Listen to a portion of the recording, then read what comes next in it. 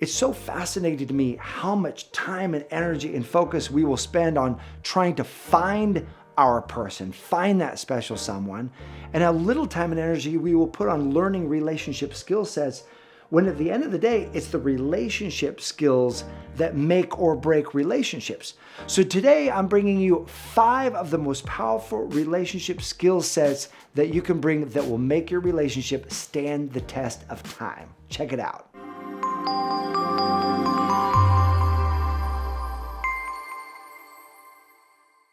Hey there, my name is Matt Boggs, and I am the founder of our Love and Relationships division here at the Brave Thinking Institute, where our mission is empowering people to create and live lives they love.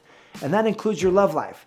So if you enjoyed this video, I encourage you to click that subscribe button and click the bell, because every week we bring you videos to empower you in your love life. And today I'm bringing you 5 relationship principles, skill sets that you can use to help your relationship stand the test of time and turn it into your lifelong love story.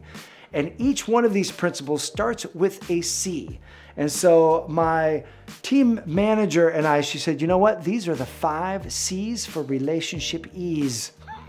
And I said, I like that. Let's use that. So today we're sharing with you the 5 C's of relationship ease. So let's begin. The first C is communication. And you probably know this. I knew this or knew about this when I first started my relationship. But when interviewing America's Greatest Marriages, it's really important the difference between knowing something and knowing about something. See, everyone will say that communication is important in a relationship, even people who are bad communicators, who are horrible at communicating. They know communication is important. So we're going to talk about a couple of unique twists here, ways to communicate that can really support you. The first one here in this first principle of communication is to recognize that your partner is not a mind reader.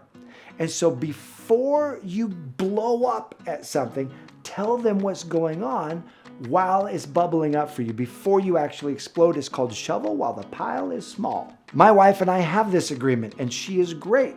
If I accidentally leave cans out, I've got my drinks that I like. If I leave a can out instead of actually putting it away and then she's picking it up, she'll do it a couple times. But if she notices that next time she's like, no, he's got to be putting these away, she'll bring it to my attention before it becomes a major issue. Most people sweep things under the carpet. They're like, no, put it down. It's not worth talking about it. And they don't want to rock the boat until it becomes this huge explosion. So know this, your partner cannot read your mind. You cannot read your partner's mind. So bring things to the surface by shoveling while the pile is small. So number 1 is good communication. Number 2 is conflict resolution skills.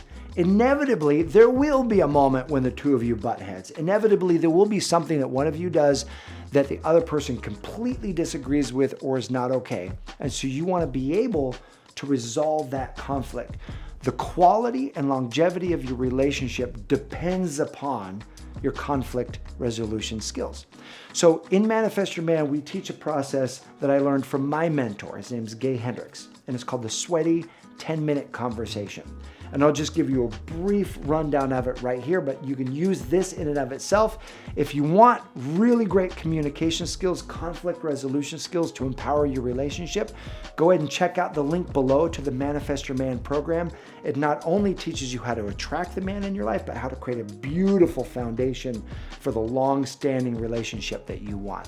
So click that link, check out that program. I think you're gonna love it. So here is the formula for the Sweaty 10-Minute Conversation. The formula is, number 1, state what you see. 2, state how you feel. And 3, state what you want. And so here's how it works. There was a particular situation that came up recently with a coaching client where the two of them, they were dating. They went over to her folks' house, and the guy was hands off. Like, he wasn't affectionate. He didn't have his arm around her or hold her hand the way he normally is in public or when they're just hanging out. And then when they were leaving her parents' house, she felt rejected. She felt hurt. She felt like, what was going on? And so instead of blowing up at him saying, you don't love me, why are you treating me this way at my folks' house and you're treating me another way, and getting all upset about it, she said, hey, can I have a sweaty 10-minute conversation with you? That let him know right there, okay, we want to resolve something. And she goes, I noticed at my mom's house, you didn't hug me, you didn't kiss me, you didn't hold my hand, you didn't do any of that stuff. And I felt sad in that moment. I felt like, wow, I really wanted you to hold my hand. Now, in all fairness, she could have shoveled while the pile was small at the mom's house and said something, but she missed that opportunity. So the next best thing is bring it up the moment you notice. So she said, here's what I see. You didn't hold my hand. Here's how I feel. I felt sad. I felt rejected. I felt like I was really missing out. And then what do you want? And this is the most important piece, because often when we're communicating, people will just dump, you did this bad, you made me feel bad, and they won't ever go to a resolution. What would make it right? And so she said, hey, when we go to my parents' house, I want you to know it's okay to connect with me. It's okay to kiss me and hug me, like my parents are okay with that. And he let out a big sigh of relief, and he's like, hey babe, I'm sorry that I didn't hug you or that I didn't kiss you. I didn't really know what was appropriate over at your parents' house. I didn't want to offend your mom. I know we're grown, it's sort of a silly thing to say, but I just kind of noticed that energy of uncertainty raise up in me. So I was kind of looking to you to take the lead on that. And so since neither one of them took the lead, they didn't connect. And he said, I am more than happy to hug you, kiss you, snuggle you, wherever we go. And so what it could have turned out as a big conflict actually became smooth because they were both able to talk about it in a really healthy way. So that is the sweaty 10-minute conversation, which is step number 2, conflict resolution skills. The third C is compromise. This is going to come up in a long-term relationship. There are going to be moments when you both give to one another in order to have a higher outcome that you both can enjoy. Just recently, I experienced this. We went on a family vacation where we met up with a bunch of friends. There were 51 of us all together. And one particular night, we're staying in a house with my best friend, Jason. And Jason and I love pickleball and we're super competitive. And so the night before, like I had beat him or he beat me, I can't remember. But the next night we wanted that rematch. And so it was right before dinner. We had come back from a day being out and Jason grabbed the pickleball paddles and he's like, hey, let's go play pickleball. And I grabbed him. We were about to bounce out of the house. And then I waited and I went, uh-oh. Like, we got dinner, we got to feed the kids, give the kids baths, put them down. And so I came to Irene, my wife, and I said, hey babe, can we make a compromise? Because I really want to do pickleball with Jason. The sun's going down. We've only got an hour. If I can go to pickleball, I know we got to put the kids down, give them dinner and all of that. What can I do to support you so that I can go and have this pickleball time? Because you and I are a team. And it was great. She was like, you know what? We bought those steaks. I don't want them to go bad. If you could barbecue the steaks for 10 minutes, I got dinner. You put the kids in the bath. We're all good. And I'm like, deal. I barbecued the steaks. We went off, had an amazing pickleball tournament, came back. She was happy. I was happy. It was a beautiful compromise. But keeping each other in one another's mind is say, hey, there's an outcome. I want to go out tonight. You want to stay in tonight. How can we both get served with what we want? Being able to voice what you want from your own authentic position is the key to starting compromise. So many times we guess what the other person wants. We don't voice what we want. We just do what we think they want, and then we expect them to do the same for us. Way better just state your authentic desire and then have a conversation about how you could create a win-win. So number 3 is compromise. And when you bring compromise into the mix, it really helps things go smoother. Number 4 is connection. And I will call it prioritizing connection.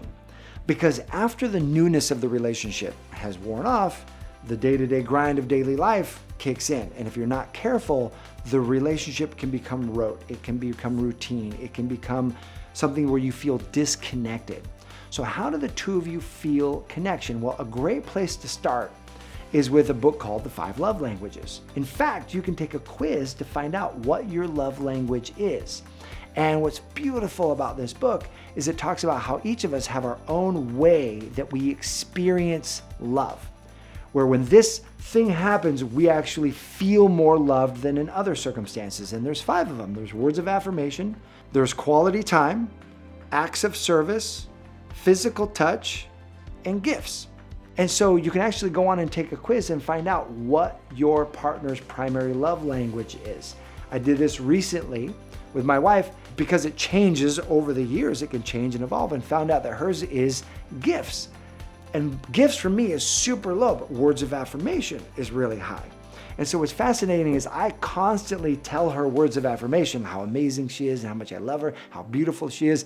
Rarely give her gifts if it isn't outside her birthday, a birthing day, Mother's Day, things like that. That's when I'll give gifts. And so taking this quiz was really, really interesting because now I know, oh, if I want to connect with her in a way that she experiences love, it's me going out, getting something small but meaningful as a surprise and bringing her that gift. So how does your partner receive love? Take that quiz, find out, and then prioritize fueling love into each other in those particular ways on a weekly basis.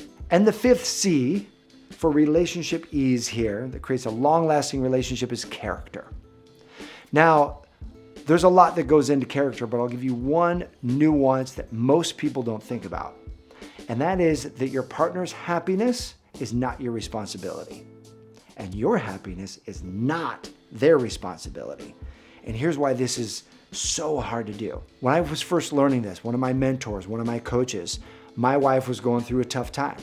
And she was in a dark place, and she was sad, and she wasn't feeling good. And I took that on, like, what can I do to help her feel happier? And my own state was getting discouraged and feeling sad. And my coach told me, he said, Matt, your wife's happiness is not your responsibility. If we try to manage somebody else's emotions, if we try to manage somebody else's experience, number one, it's exhausting.